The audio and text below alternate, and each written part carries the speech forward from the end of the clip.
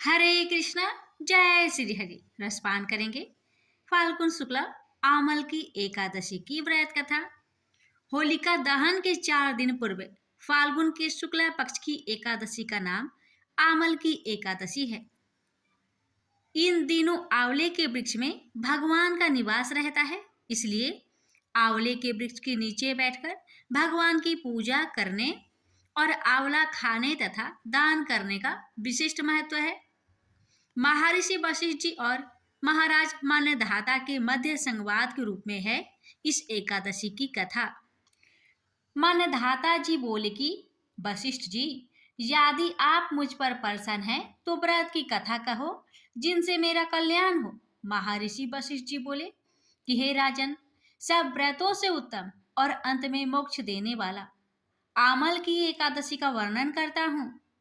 यह फाल्गुन माह शुक्ल पक्ष में होता है।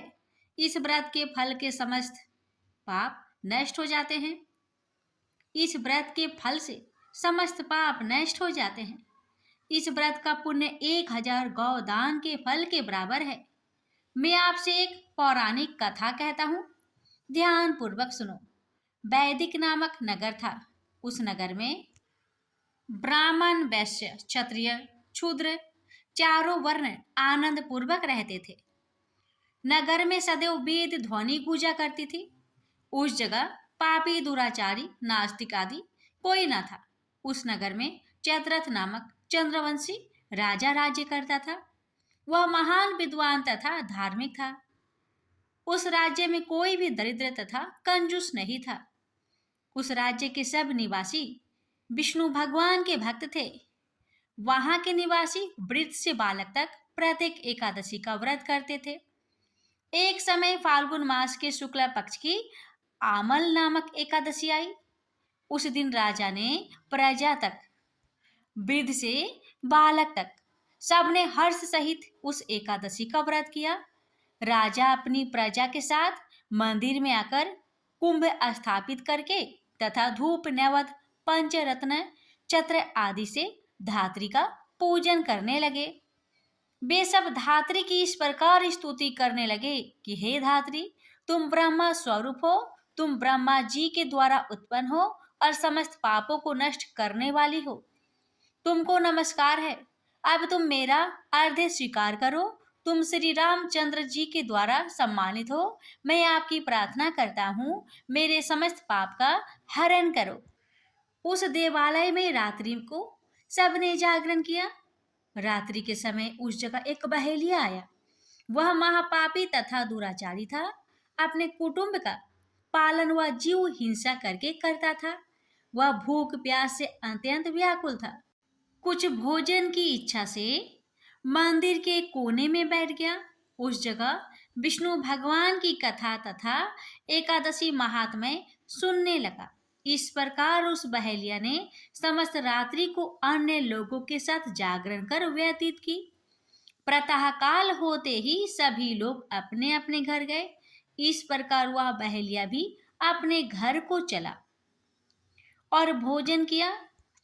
इस प्रकार बहेलिया ने भी अपने घर को गया और भोजन किया।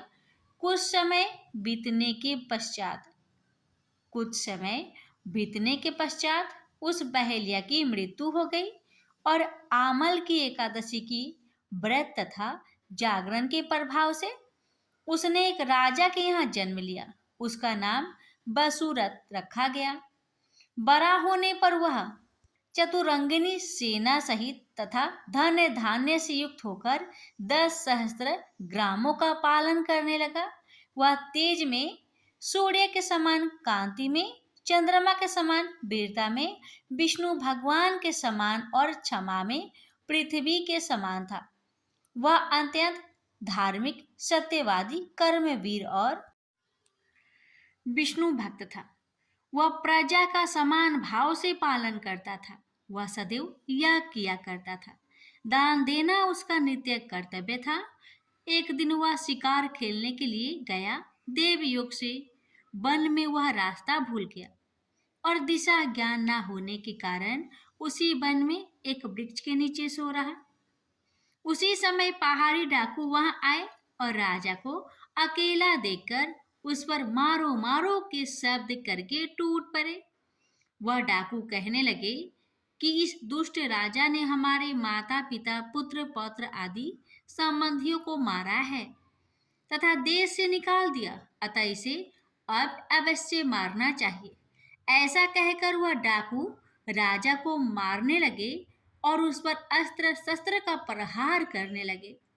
उनके अस्त्र शस्त्र राजा के शरीर पर गिरते ही नष्ट हो जाते और राजा को पुष्प के समान प्रतीत होते थे। उन डाकुओं के अस्त्र शस्त्र उन पर उल्टा प्रहार करने लगे, जिससे वे मूर्छित हो गए। उस समय राजा के शरीर से एक दिव्य देवी प्रकट हुई। वह देवी अत्यंत सुंदर थी तथा सुंदर वस्त्रों तथा आभूषणों से अलंकृत थी। उसकी भ्रुकुटी टेढ़ी थी, उसकी आंखों से लाल लाल अग्नि निकल रही थी। वह उस समय दूसरे काल के समान प्रतीत होती थी। वह उन डाकुओं को मारने दौड़ी और समस्त डाकुओं को काल के गाल में पहुंचा दिया। जब राजा जागा तब इन डाकुओं को मरा हुआ देखकर सोचने लगा कि शत्रुओं को किसने मारा है, मेरा इस वन में कौन हितैषी रहता है। जब वह राजा ऐसा विचार कर रहा था तब ही आकाशवाणी हुई, हे राजन, इस संसार में विष्णु भगवान के अतिरिक्त तेरी कौन रक्षा कर सकता है। इस आकाशवाणी को सुनकर राजा अपने नगर को वापस आ गया और सुखपूर्वक राज्य करने लगा। महर्षि वशिष्ठ बोले, हे राजन, यह सब आमल की एकादशी के व्रत के प्रभाव था। जो मनुष्य एक आमल को एकादशी का व्रत करता है वे प्रत्येक कार्य में सफल होता है और अंत में विष्णु लोक को जाता है। प्रेम से बोलिए जय श्री हरि।